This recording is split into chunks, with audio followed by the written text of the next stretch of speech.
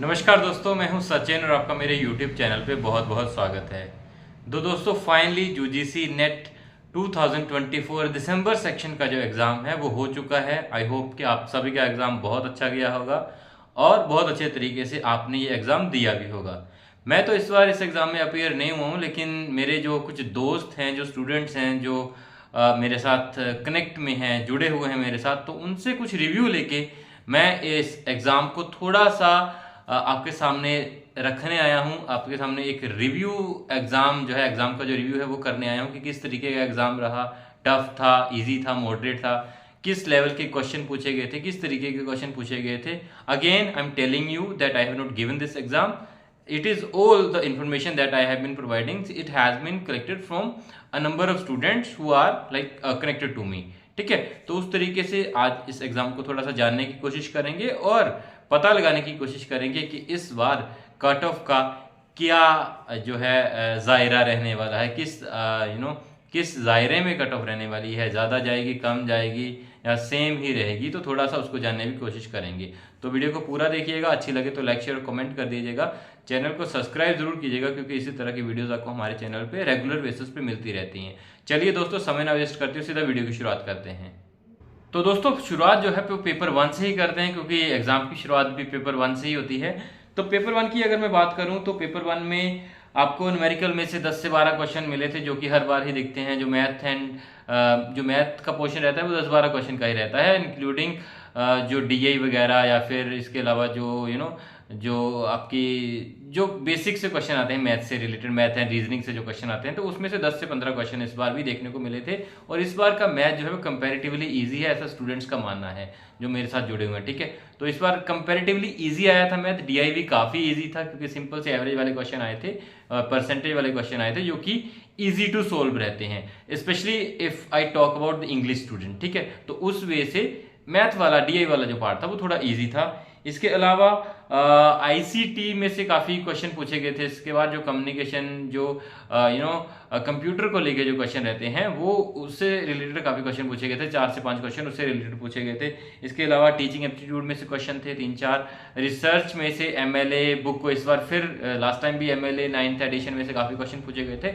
इस बार भी MLA 9th addition से 4 से 5 क्वेश्चन आए थे। तो वो भी एक इजी क्वेश्चन थे, सिंपल से क्वेश्चन थे जो कि रिसर्च के साथ जुड़े हुए हैं। जो इन्होंने मास्टर्स करी है अभी उनको शायद उतना आइडिया ना हो, लेकिन जो रिसर्च कर रहे हैं या फिर रिसर्च को परस्यू करना चाहते हैं उनके लिए आई थिंक ये एमएलए वाला क्वेश्चन जो है वो इजी वाला क्वेश्चन था। ठीक है, इसके अलावा एचपीटीटी की फुल फॉर्म स्वयं में से एक क्वेश्चन आया हुआ था।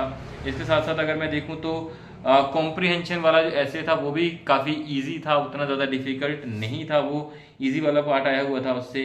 स्पीड और डिस्टेंस में से एक क्वेश्चन था। एंड देन टीचिंग एप्टीट्यूड, उसके बाद हायर एजुकेशन में से क्वेश्चन आए हुए थे। एक क्वेश्चन तक्षशिला और नालंदा यूनिवर्सिटी को लेके भी था कि इनको क्रोनोलॉजी में सेट करने के लिए। ठीक है, इसके अलावा match the following type questions भी काफ़ी थे इसमें। ठीक है, तो उसके साथ साथ ईएलटी में से 2 से 3 क्वेश्चन थे। इंग्लिश लैंग्वेज टीचिंग में से 2-3 क्वेश्चन आए हुए थे। कम्युनिकेशन में से 3 से 4 क्वेश्चन आए थे, कम्युनिकेशन वाले पार्ट में से। ठीक है, तो इस तरीके से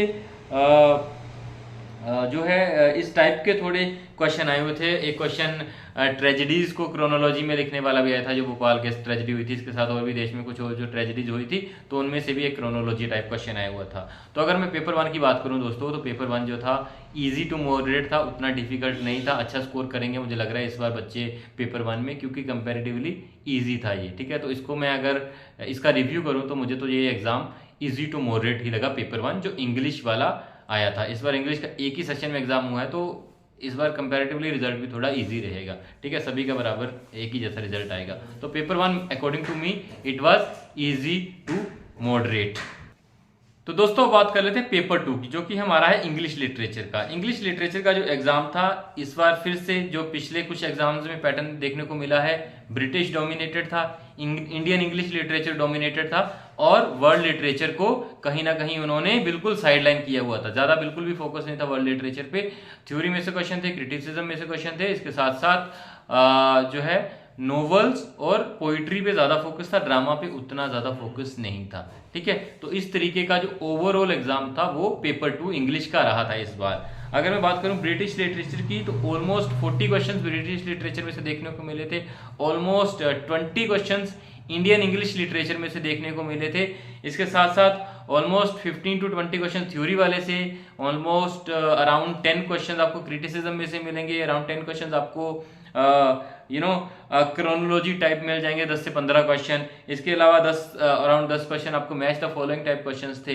तो इस तरीके के क्वेश्चन इस बार पेपर 2 इंग्लिश में देखने को मिले थे। विलियम शेक्सपियर में से 2-3 क्वेश्चन थे, इसके साथ साथ जॉर्ज इलियट में से क्वेश्चन पूछा गया था।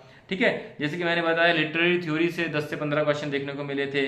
इसके अलावा new criticism, Sigmund Freud, psychoanalytic, तो इस तरीके के इस टाइप के क्वेश्चन भी पूछे गए थे थ्योरी से रिलेटेड। ठीक है, आर के नारायण के जो नॉवेल्स थे जो जो इंडिपेंडेंस के बाद पब्लिश हुए थे, इसके अराउंड एक क्वेश्चन था। इसके साथ साथ जो कॉम्प्रिहेंशन वाला क्वेश्चन था वो थोड़ा इजी था, कॉम्प्रिहेंशन वाला पार्ट जो था वो थोड़ा इजी था, जिसमें कि कल्चरल स्टडीज से रिलेटेड वो पैराग्राफ आया हुआ था, जिसमें कि मास कल्चर की, पॉपुलर कल्चर की बात करी थी। तो वो भी पैराग्राफ, कॉम्प्रिहेंशन वाला पैराग्राफ भी थोड़ा इजी था, कंपैरेटिवली इजी था। ठीक है, गोथिक नॉवल में से एक क्वेश्चन आया हुआ था, जो कि जिसमें कि वो गोथिक नॉवेल्स को अमेरिकन लिटरेचर में कहीं ना कहीं कंपैरिजन की बात हो रही थी, तो उससे रिलेटेड एक क्वेश्चन आया हुआ था। इसके साथ साथ रशियन लिटरेचर में से विक्टर श्लोवस्की में से जो उनका फॉर्मलिज्म का कॉन्सेप्ट है उससे रिलेटेड 3 से 4 क्वेश्चन आए हुए थे। वैसे उन्होंने ब्रिटिश लिटरेचर को या फिर वर्ल्ड लिटरेचर को थोड़ा अवॉइड ही किया था, माफी चाहूंगा, ब्रिटिश लिटरेचर को नहीं, वर्ल्ड लिटरेचर को थोड़ा अवॉइड ही किया था। ठीक है, ऑस्ट्रेलियन लिटरेचर में से एक ही क्वेश्चन देखने को मिला था। इसके साथ साथ और जो कंट्रीज हैं उनमें से ज्यादा क्वेश्चन देखने को नहीं मिले थे, जैसा कि स्टूडेंट का मानना है। ठीक है, तो ऐसे कुछ क्वेश्चन आए हुए थे इस पर्टिकुलर पेपर में से, जो पेपर 2 रहा हमारा इंग्लिश का। ठीक है, और इस पेपर की भी जो रिव्यू देखने को मिल रहे हैं उसमें तो ये सुनने में आ रहा है कि पेपर जो था इजी टू मॉडरेट ही था। ठीक है, तो पेपर 1 भी इजी टू मॉडरेट ही था, पेपर 2 भी इजी टू मॉडरेट ही था। उतना डिफिकल्ट पेपर इस बार नहीं आया था, ना ही पेपर 1 और ना ही पेपर 2 इंग्लिश का। तो दोस्तों अब बात कर लेते हैं कट ऑफ की। कट ऑफ का थोड़ा सा जायजा ले लेते हैं। देखिए, कट ऑफ में ज्यादा कोई अंतर आता नहीं है। ठीक है ना, बड़ा अंतर बहुत कम देखने को मिलता है। 3-4 साल पहले ही तो थोड़ा बड़ा अंतर देखने को मिला था, लेकिन ज्यादा बड़ा अंतर अभी कट ऑफ में दिखता नहीं है। ठीक है, तो मैं तो यही बोलूंगा, जो लास्ट टाइम था उससे मुझे लग रहा है कि कट ऑफ 1-2% ऊपर जा सकती है, नीचे नहीं जाएगी, क्योंकि पेपर कंपैरेटिवली इजी आया था लास्ट टाइम के अकॉर्डिंग। तो मुझे यही लग रहा है कि जनरल कैटेगरी के लिए अगर आप 60 to 63% के बीच कहीं भी स्कोर कर रहे हैं तो आपके नेट होने के चांसेस हैं। इससे 6 से 7% ऊपर करके या फिर 10% ऊपर करके आपका जीआरएफ हो जाएगा। ठीक है, तो अराउंड 70% अगर आप स्कोर कर रहे हैं 67 to 70 के बीच, तो आप जीआरएफ की आस रख सकते हैं। अगर आप 60 से 63% पे स्कोर कर रहे हैं तो फिर आप नेट की आस रख सकते हैं। ठीक है, अब बात करूं ओबीसी और ईडब्ल्यूएस की, तो इनकी कट ऑफ अराउंड मोर और लेस सेम ही रहती है। तो मुझे लगता है ईडब्ल्यूएस और ओबीसी का जो नेट है वो 57-58 के बीच हो जाएगा, और जीआरएफ जो है वो 65 अराउंड 65 के बीच हो जाएगा।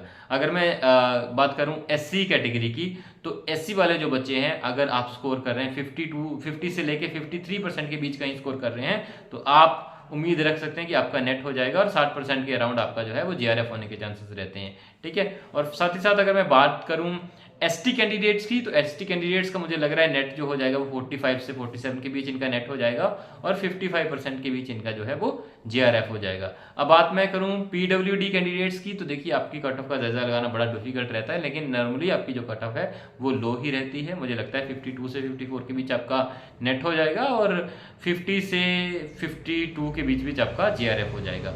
तो ये मोटा मोटा आइडिया है अभी फिलहाल। It is very soon to comment on anything, still I have given you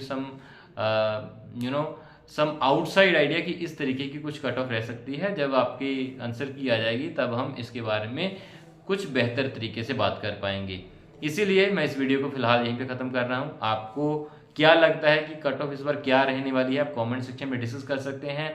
आपको जो क्वेश्चन मैंने मिस कर दिए हैं, और अगर आपको लगता है इसमें इसके अलावा भी कुछ और क्वेश्चन पूछे गए थे, तो वो आप कमेंट सेक्शन में पुट कर सकते हैं। ठीक है, और कोई क्वेरी है तो फिर आप भी आप कमेंट सेक्शन में पुट कर सकते हैं। ठीक है, वीडियो अच्छी लगी है तो लाइक शेयर और कमेंट कर दीजिएगा, चैनल को सब्सक्राइब कर दीजिएगा, क्योंकि इसी तरह की वीडियोस आपको हमारे चैनल पे रेगुलर बेसिस पे मिलती रहती हैं।